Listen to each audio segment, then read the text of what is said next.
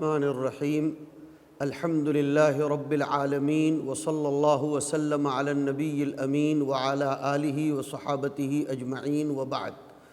اما بعد فاعوذ باللہ من الشیطان الرجیم بسم اللہ الرحمن الرحیم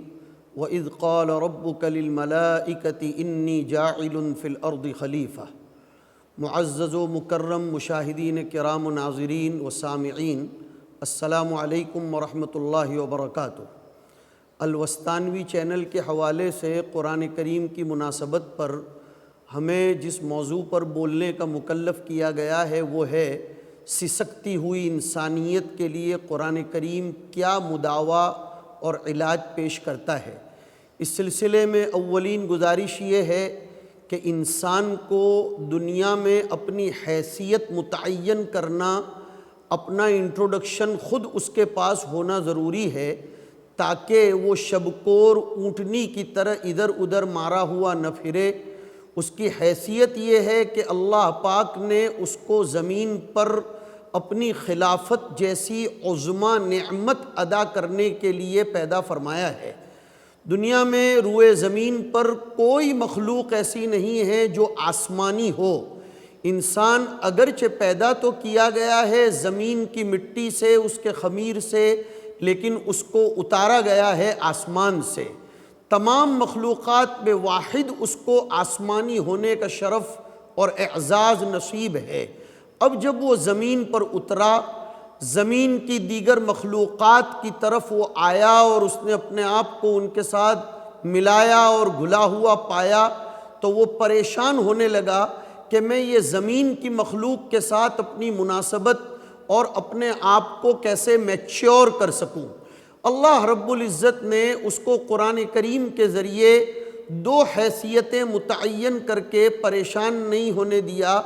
بلکہ اس کو یہ فرمایا کہ تو آسمانی نظام سے آیا ہے، آسمان کی مخلوق ہے، تو تو اس حیثیت سے اس روئے زمین پر حکمران ہے۔ انی جاعل فی الارض خلیفہ، لیکن تیری حکمرانی یہ مشفقانہ ہونی چاہیے، مخوفانہ اور ڈرانے والی نہیں ہونی چاہیے۔ تو اپنی حکمرانی میں دیگر مخلوقات کے ساتھ الخلق کلہم عیال اللہ، کہ پوری کی پوری مخلوق اللہ تعالیٰ کا کنبہ ہے۔ اللہ کے کنبے کے ساتھ تیری شفقتیں، عنایتیں، ہمدردیاں، عدل و انصاف، غمگساری اور صبر و شکر اور تمام کے حقوق کی ادائیگی، یہ سب تیرے اندر ہونی چاہیے۔ بلکہ علماء کرام نے یہ لکھا ہے کہ مخلوق سے مستغنی ہو کر حق کی طرف تیری عاجزی اور تیرا احتیاج ہو، اس انداز میں تو زندگی بسر کرے گا تو سسکتے ہوئے انسان کی طرح اس زمین پر مارا مارا نہیں پھرے گا۔ لیکن جب یہ انسان اپنی اس حیثیت کے ساتھ ساتھ وہ طغیانی پر اترتا ہے اور وہ بھول بیٹھتا ہے کہ میں کیا ہوں، تو پھر وہ سرکشی کرنے لگتا ہے، وہ اپنی حیثیت کو بھلا بیٹھتا ہے، زمین پر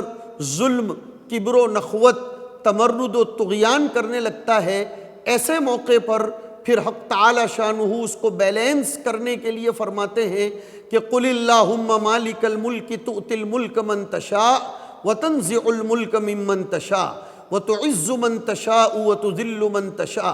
اس آیت کریمہ کا ترجمہ اس وقت کرنے کا موقع نہیں ہے، خلاصہ یہ ہے کہ انسان تجھے جو حکمرانی، قوامیت اور دنیا میں خلافت کا شرف و اعزاز اور مقام حاصل ہوا ہے وہ تیرا ذاتی نہیں ہے بلکہ عطائی ہے۔ جو اللہ دینا جانتے ہیں وہ اللہ لینا بھی جانتے ہیں۔ اور عجیب طریقے سے سمجھایا ان لوگوں کو جو سیاست کے نشوں میں چور اور عہدوں کے نشوں میں اپنے آپ کو مست رکھتے ہیں۔ فرمایا کہ تنزع الملک ممن تشاء، ہم حکومت دینا چاہتے ہیں تو ہم کھینچ لینا بھی جانتے ہیں۔ اور اس کو عجیب انداز میں سمجھایا کہ تولج اللیل فی النہار، قرآن کریم عجیب انداز میں، عجیب اسلوب سے تربیت کرتا ہے کہ جو اللہ رات میں سے دن کو کھینچ سکتا ہے اور دن میں سے رات کو کھینچ سکتا ہے، وہی اللہ عزت کے نقشوں میں سے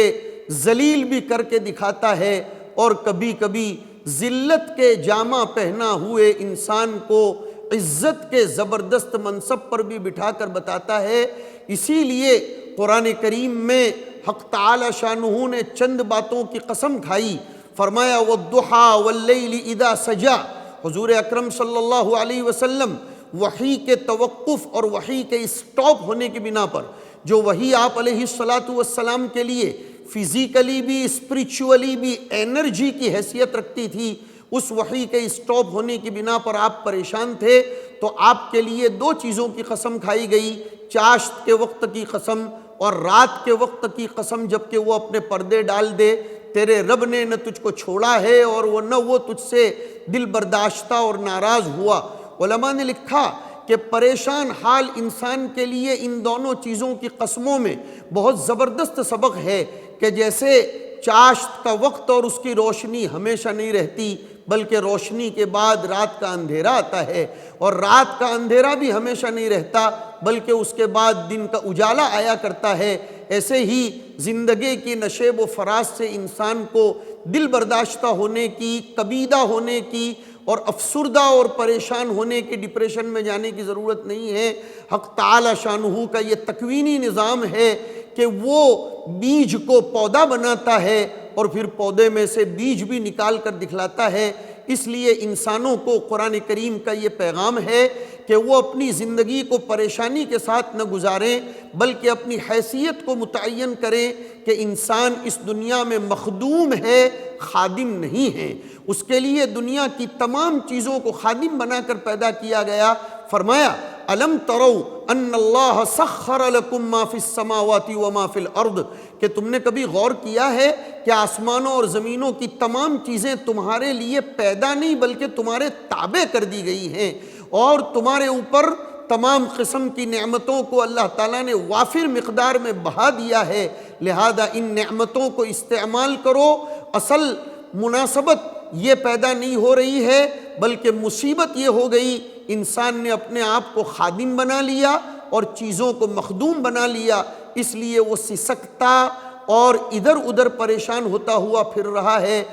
اللہ رب العزت سے اس وقت ہم دعا کرتے ہیں کہ اللہ انسانوں کو اپنی قدر و منزلت اور مقام کو متعین کرنے کی توفیق نصیب فرمائے۔ وصلی اللہ علی النبی الکریم، والسلام علیکم ورحمۃ اللہ وبرکاتہ۔